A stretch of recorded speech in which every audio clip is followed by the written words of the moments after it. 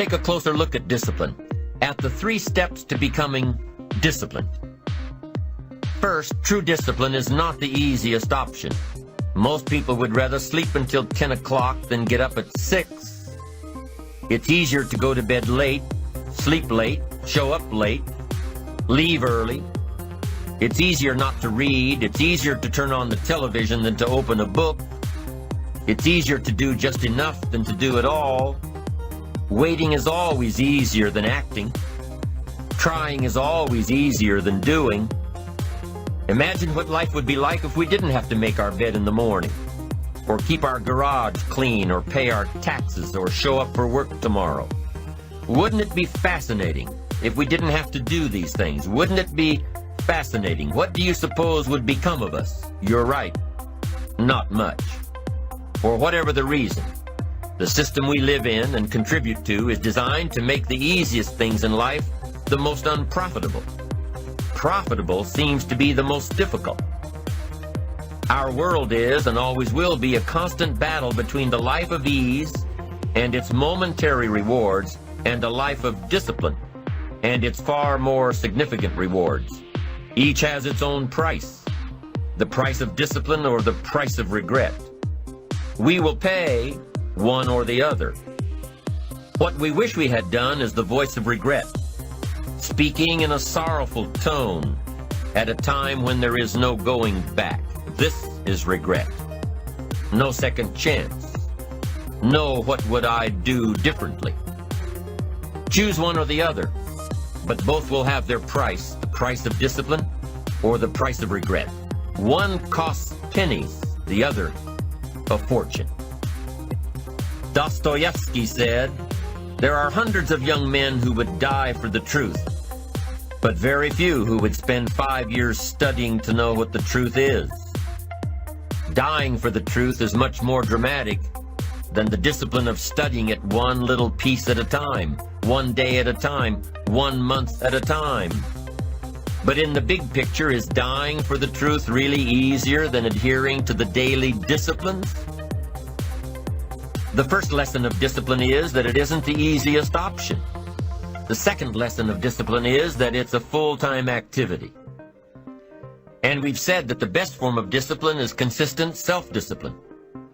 You see, the discipline that it takes to make your bed every day is the same discipline necessary for success in the world of business.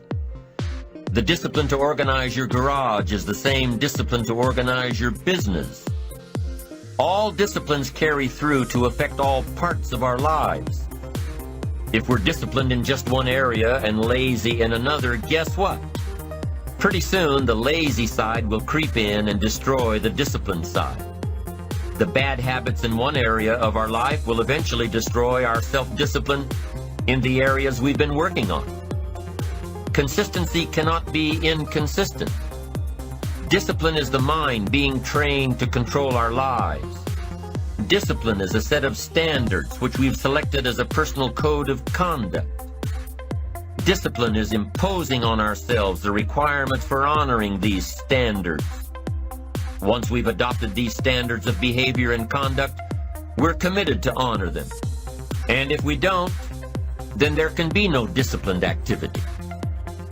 We find ourselves announcing our standards to our relatives, our friends, our associates.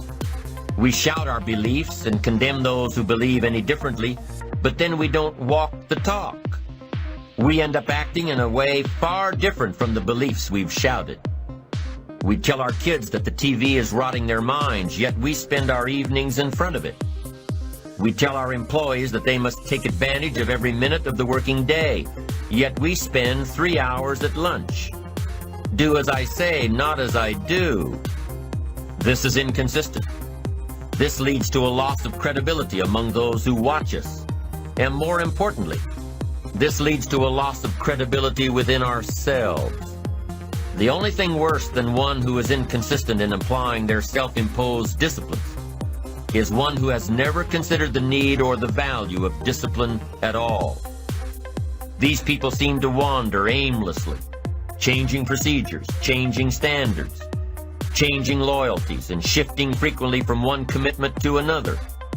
leaving behind a trail of broken friendships, unfinished projects, and unfulfilled promises, all because of a discipline that was either non-existent or imposed so infrequently that it was ineffective. Here's the third step to becoming consistently self-disciplined.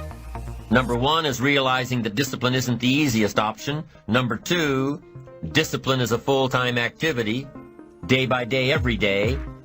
And the third step to becoming self-disciplined is really a philosophy that holds one of life's unique promises. Number 3 simply says, for every disciplined effort, there is a multiple reward. That's one of life's great arrangements.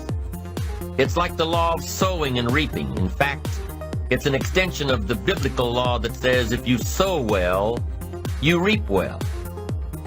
Now here's a unique part of the law of sowing and reaping. Not only does it suggest that we'll all reap what we've sown, it also suggests that we'll reap much more. Life is full of laws that both govern and explain behaviors. But this may well be the major law we need to understand. For every disciplined effort, a multiple reward. For every disciplined effort, a multiple reward. What a concept. If you render unique service, your reward will be multiplied. If you're fair and honest and patient with others, your reward will be multiplied. If you give more than you expect to receive, your reward is more than you expect. But remember, the key word here, as you might well imagine, is discipline. Everything of value requires care and attention. Everything of value requires discipline. Children require discipline. They must have a structure built for them. They must have boundaries to work within so they feel secure and comfortable to explore and grow. They must learn to recognize what's right and what's wrong, what's acceptable behavior, what's not acceptable. Children require unwavering discipline, consistent discipline, or they'll be confused as to how they're supposed to behave. Likewise, our thoughts require discipline. We must set up our inner boundaries, our codes of conduct, or our thoughts will be confused. And with confused thoughts, we'll end up being confused, hopelessly lost in the maze of life. And confused thoughts produce confused results. Look around you at this very moment in time. What might you be doing that needs attention? Perhaps you're listening to this program as you drive along in traffic, blowing your horn at someone ahead of you who isn't driving at the speed you'd like to.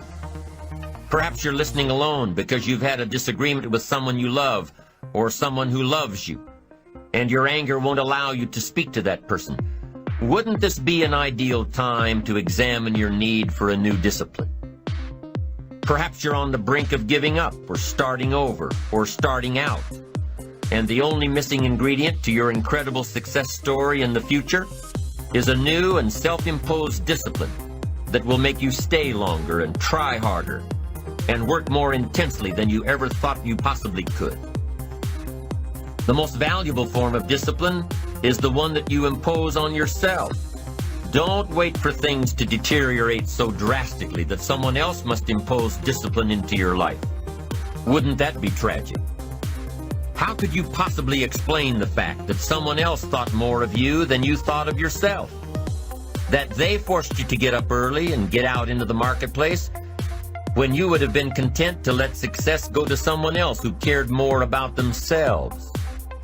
Your life, my life, the life of each one of us is going to serve as either a warning or an example. A warning of the consequences of neglect, self-pity, lack of direction and ambition, or an example of talent put to use, of discipline, self-imposed, and of objectives clearly perceived and intensely pursued. Now, can too much discipline be a bad thing? Can you possibly be too disciplined? Too much of anything is a bad thing. Life without balance results in an unbalanced life. Walking around the block every day is good. Walking or running 6 hours a day is bad. It's obsessive, unless, of course, you make your living as a marathon runner. Then you're doing your job. Eating an apple a day is good. Eating only apples is bad. you won't get all the protein and vitamins and nutrients your body needs. Working hard, burning the midnight oil, doing it until is good. Working non-stop, never taking a vacation, never having any fun, never spending quality time with the people you love, working day after day, month after month, never taking a break year after year, is bad. If you've got your nose to the grindstone all the time, how are you ever going to spot new opportunities, consider new ideas? It doesn't work that way. You've got to stop and ponder where you've been and where you're going. You've got to reflect so you know if you're even on the right track.